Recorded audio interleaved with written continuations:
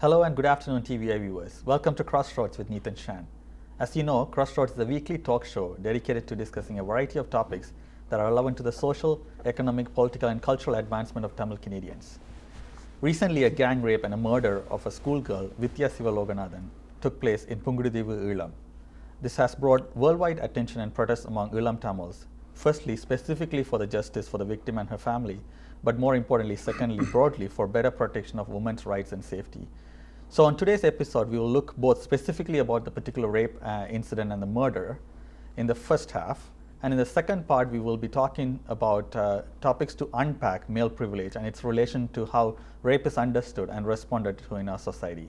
So first, we have three amazing guests with us who are going to be talking to us about particular incident and how it relates to the thing. So Ainkaran Kadirgamanathan. Ainkaran is the founder and the president of Padaipaligal Ulagam, which is a talent group of Tamils around the world, and a web portal project that you're working on. Thank you very much for joining. And you were in Pungurudivu when you met the girl, specific girl we're talking about as well, and been part of the protest.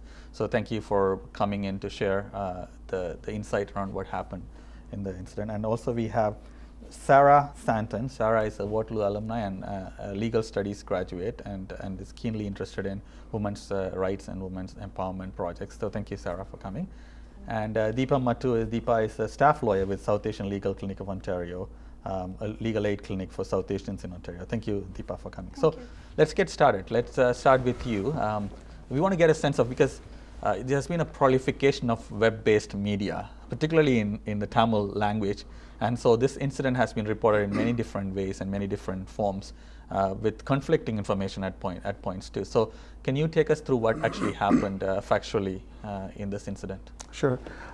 Since I was there when I was there when she was alive, I actually met her in person, and then because of my tour, I went to India. That's when this incident took place. So when I came back, I was completely involved into the case and the protest and so much legal issues. What really happened is an innocent Tamil teenager. She was going to school early morning, 7 o'clock. Three male dragged her into a bush while she was going to school, and they took her to a destroyed house due to war. And then she was tied in with her own clothes ripped. And then they actually called another 5 male to come in to do the torturing, do the rape, and to kill her.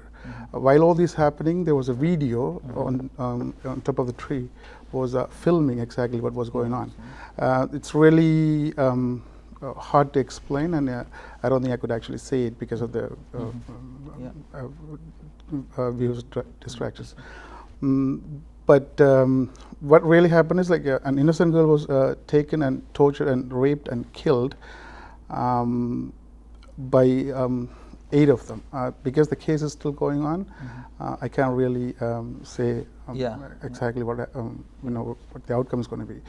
But this is, in my own view, this is a well-planned murder. This has happened for many reasons, including politics. A group of people are actually selling these videos to the world, and there's a demand, there's a market for it. It's sad that it's been done by our people. And it is a huge network. Because the case is going on, there's so much information is going to come out, and there's so many people who's been involved are going to come to the public. Because fortunately right now the law and order in Sri Lanka is doing the best to protect people in Sri Lanka, and because of social media, and the media is so high right now, they know exactly what's going on, and it will go to the world in seconds. So they're doing their best for this particular case. For this one, because it's been brought out as huge, and there's so many people. I really had to say this. So many people saying that it happened in Pungudidivu, and Pungudidivu people are doing the protesting in Pungudidivu, in all over Sri Lanka and all over the world. But in my view, this is nothing. This is not Pungudidivu alone. These incidents have happened. It's going to come out, and this is all Tamil people's problem. But I'm a little bit proud, even though it's a sad new case, that the Pungudidivu organizations and Pungudidivu people were able to bring this, into this level. So the future will be, Yeah. So we'll come back and talk a bit about the organizing that took place, the kind of level of organizing that took place that put the political pressure and the legal pressure as well. So let's come to you, Deepa. Not many years ago that we had a similar situation with Delhi rape, very, very horrific incident, but it happens a lot in all parts, including India, but this particular incident brought a lot of organizing out, right? What do you think happened as a result of that organizing? I think, I really mourn for both the girls, what happened in India with Jyoti and what you just described happened in Sri Lanka. I think my heart bleeds for both the girls, but something which is really important to kind of focus on is that when an incident is talked about openly, and for whatever reason, and as my fellow guest here just described, that there are many reasons why it is being talked about and why it has come out, but there is definitely a focus on the issue of the gender violence which comes out. There is a focus on the issue of the fact that this is happening, which comes out. In India in particular, what happened is that there was a lot of demonstration which happened within the city. A lot of young people, young women and young men came out in solidarity and protested. And definitely it kind of put immense pressure on the legal system, because legal system unfortunately is as broken in India as it is in many other countries of the world.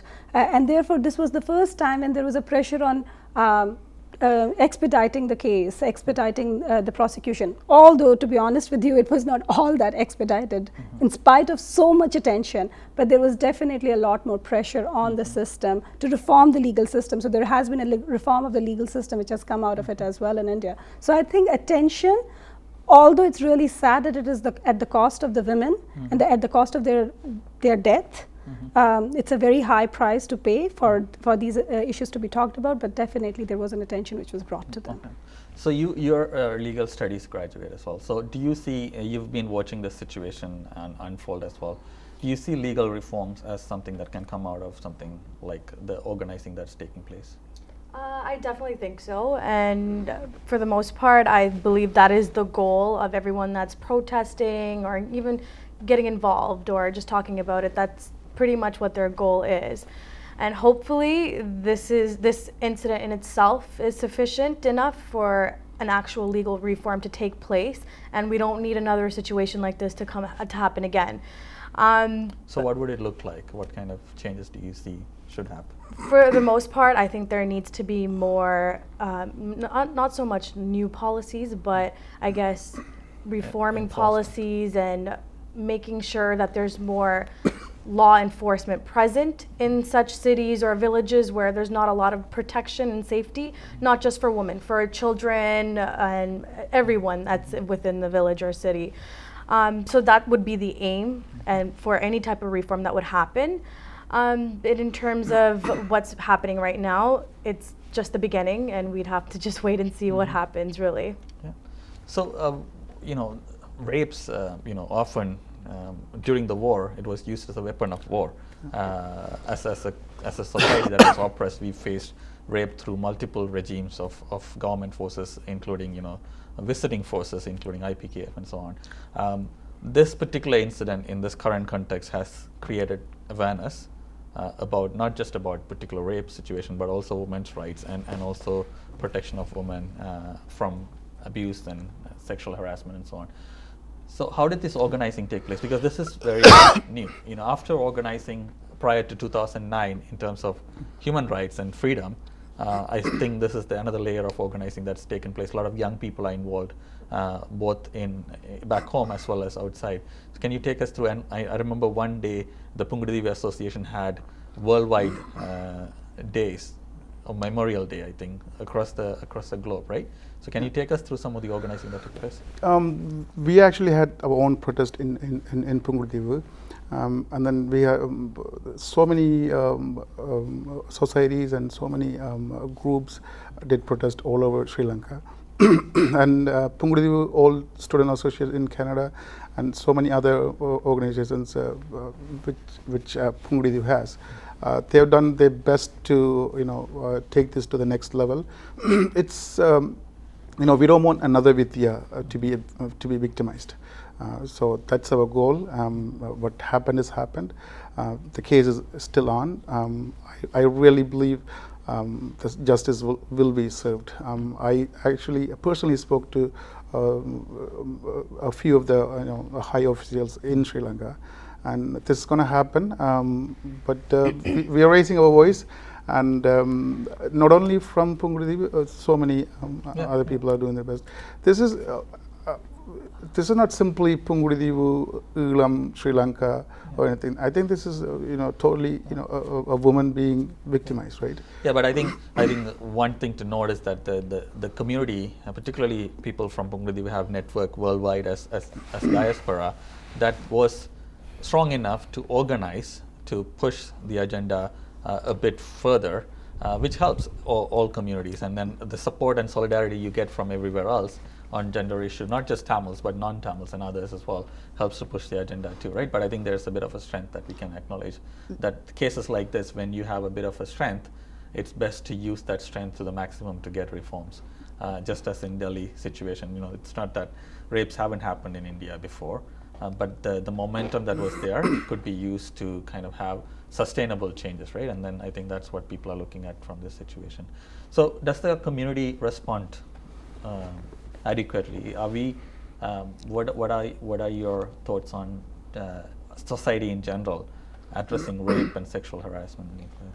It's really difficult to answer that, but in my perspective, across the globe, sexual assault and violence occurs. Doesn't matter what culture, what ethnic background you're from, it exists, and unfortunately, that's the reality of it. While some may be exposed to strangers, others it's people that are really closely related to you, right? But despite all that, I feel like in terms of the way society, specifically I would say Tamil society in the case of Vidya, have responded, it's great. It's definitely it's a first step that they've taken. So the foundation is there, they've laid it out. And moving forward, the results, only when we get further into the investigation and see what really comes out of it. It's too soon to speak about what's going to happen, but hopefully something good comes out of it with protection and safety for women and children. I think that so far what all the protests and every type of political engagement and citizens getting involved across the globe, that's a good start. But we still have a long way to go for that, and for that we need more political engagement and people stepping forward, which sometimes I feel like Tamil societies it's difficult, and I would say it's because of a cultural issue, and the reason being is that sex and rape, these are all taboo topics that aren't often discussed because it could potentially ruin the reputation of families or persons who are closely related to us, right? So, and that's usually what I think or what I believe. I don't want to say that these are facts, but what I believe happens, and not just in Sri Lanka, but even in Tamil communities in Canada, right? We want to protect our families, our loved ones, and the name of our family. That's common. And in doing so, when sexual assault does take place, they're often underreported. Not that it's not existing, they're just underreported. And it's sad to say that in the case of Vidya, it had to have been, it was a very drastic situation that had happened, incident that had happened, and she'd been traumatized, she'd been tortured, and it was a deadly murder, right? So, and that's why I believe it came to the forefront, but like I said, it's underreported, and for societies, we have to kind of come out of that closed box that we've been in and kind of take more initiative. And like I said, it's a great start where we have come right now in terms of Vidya, like getting politically involved and not just through the internet, but even in our individual homes, it's being talked about. So that's a good start. Yeah, the reality is that even in Ontario, sexual harassment and rape and other things related to gender-based violence are underreported. Recently, the Ontario government launched a media ad to say workplace harassments and sexual harassments at parties and things like that are underreported. How do we encourage more people to report? So this kind of universal problem, we are kind of tied into a kind of a corner in which sometimes we looked at cultural groups, but women in our communities also face patriarchy just like other communities do, right? So when transnational organizing takes place, whether it's Delhi related stuff or situation like the one we talked about, there's a fine balance that many of us have to take to talk about gender-based violence and cultural manifestations of patriarchy in some ways that are often used to justify violence. So how do we deal with this? Like the India's Daughter is an example of a documentary that was kind of promoted by one set of people saying we need to start talking about this more seriously. Other one was saying this is kind of starting to culturalize violence that is universal everywhere, right? So I think that the unfortunate thing about talking about violence in another part of the world where we belong to and we have our roots in, but we are not living there, is that sometimes we try to then, in talking about those spaces, journalize those spaces, which is really, really dangerous. Because in terms of, say, for example, for Sri Lanka, we talked about war crimes and how rape was used as a mode of attacking and making people quiet. It is very true for Rwanda, it is very true for Sierra Leone. Actually, rape has been identified as a war crime by International Court of Justice.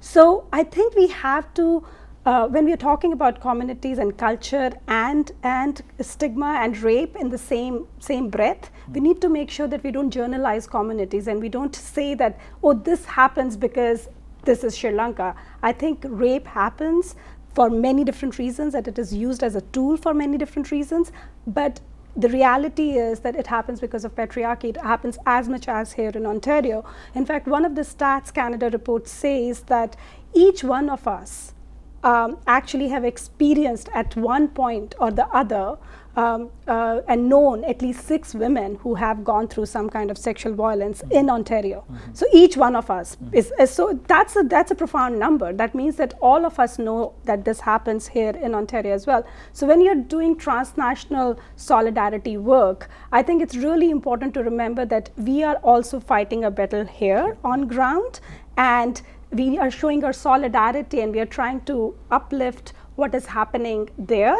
But we remember that we have a fight here. We have systems here which are not comfortable for women to come out and talk about rape openly. In fact, one of the biggest hurdle which I see within the legal system here is that when a woman is, when a medical examination is done of women, and if it doesn't show that there was a rape in medical examination, then it is not considered a rape. So it's a very simple example of how systems are also broken here as much as they are broken in other parts of the world. So I think the solidarity work is important, but we have to make sure that we don't journalize.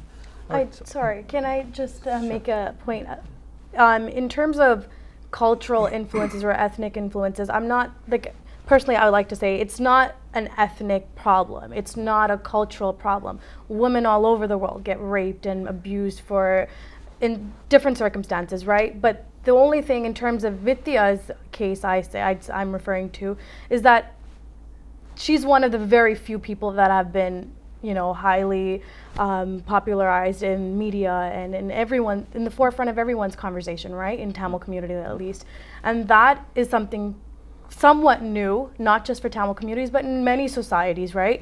But the taboo topic, sex being a taboo topic or rape being a taboo topic, that is gradually being eliminated, right? And that's a cultural thing in the sense that we're not used to it. Our ancestors or even my grandparents, they're not used to talking about it openly and publicly because they're worried for the future of that girl. Let's say Vidya was alive and it wasn't as drastic to the point that, how it ended up in a death situation. Perhaps it could have been not disclosed, right? Because there's a future for that 18-year-old girl. And that's the thought that some, or I would say most Tamil communities would kind of emphasize or I guess, maintain, and right? You're right. I mean, there is a lot of victim blaming that happens when somebody comes out and reports. There's so much more that person has to deal after reporting, unfortunately, because of the way we have set up the legal system and society expectations and so on. So it is often underreported. Yes, and it doesn't have to actually lead to actual, rape in regards to intercourse. It could even be simple sexually touching a girl inappropriately, that too, right? If it didn't go to that extent, I could definitely see maybe my grandparents saying, okay, let's just leave it aside, stay away from that person, right? Like, that's what I'm trying to point out here. Yeah, that's fair, and I think that's something that we need to slowly educate and bring populations across the globe out of, in terms of how we treat sexual harassment and violence against women. So coming back to the protest itself, what are the main asks? You are part of some of the protests as well. What are they asking for in terms of what kind of action, what kind of reforms are they directing their energy towards? What happened is people actually got one of the main person and gave it to a lawyer to take him to the police for custody. But somehow he was released in the middle, and that lawyer was in Pungudidivu that day. So they actually didn't want him to leave Pungudidivu. That's when the protest started. And so what the officials did, they actually re-arrested the guy in Kalambu, and then there was a police officer from Kalambu actually talked to me. And he actually told me that he's in custody, but our people didn't want to believe it because then he actually sent a live video to my phone, and still in that situation nobody wanted to believe anything because he was in custody the day before, so it could be that too, right? With the technology you could do whatever. So finally, so many officials, in high level came into Pungudidivu, and then they actually, I have evidence and pictures. They actually wrote a petition saying that you have to submit this guy into court the next morning, and they all agreed to it. In fact, they did it. So they're trying to do their best. The sad thing is, our people, this has to do with community. It's a sad thing. Our people, they're just trying to, make something out of it. In fact, this is a gang raped by Tamil people, right? And they're trying to mix and match this story with Isai Priya. Isai Priya's case is in a different level. It's been taken care of by different people, but they're trying to connect this, trying to show the world that Tamil people are like this too, right? But these Tamil people are being bought out by some groups to do such. It's really sad that these people are being bought out, and even media, some of the media, they just wanted to make news out of it. They just wanted to create stories and almost like supporting people. In fact, I actually took a picture of what happened, and I actually was in Vidya's house. I took some pictures from there and her young age pictures, and I posted in my Facebook. Half an hour later, another website copied my picture, and they actually did a stamp with their name and posting it. So they just want news, right? So they're using this rape as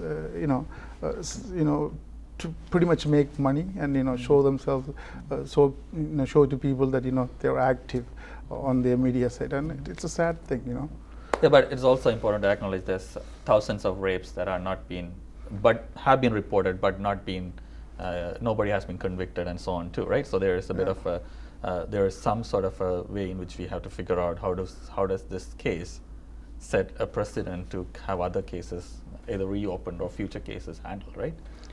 Because every situation will need to be brought up to a level for sustainable change, I'm assuming, right? Though the justice to the family is important. Yeah, but the thing is, see, this is not a simple rape and murdered case.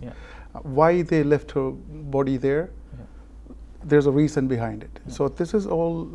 There are things that I can't even say it out. It's not because I'm not afraid or anything. Because It's still in the case. The case is going on. In fact, there's something that I really wanted to tell you. One website actually posted her picture after she was dead, bare naked, right? This is impossible after the police arrived, after they found the body. When they found the body, she was covered, her face was covered. But if you look at this picture, this was taken before they found the body. So how did these people get the picture? It's a question mark, right? So these pictures are given to this website by the people who did it, right? So there's so much politics in it. It's not a isolated incident. It actually is part of a, like you were saying, it could possibly be part of a network of things that are happening. In my view, definitely. And there are so many incidents, like this happen elsewhere too, but it doesn't come out. That's why kudos to Pungli people. They actually did their best, and they're doing their best to bring this out. Great. So we're going to take a break at this point. So we are going to be saying thank you to both of you for coming together. Deepa, you're staying for the second half of the thing, where we are actually going to be unpacking male privilege and talking a bit about how that plays into our society. So thank you very much for the work that you did. And thank you so much. And I really want to thank all Student Association of Pungridivu and people of Pungridivu, for what they have been doing for this case, and to send me as a representative. Okay. Thank you, Ankaran, and thank you, Sarah, for coming and sharing your insight. And then in the next segment, we will talk a bit more about how this particular situation, but plus the general problems of violence against women as well.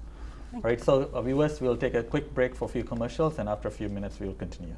Stay tuned.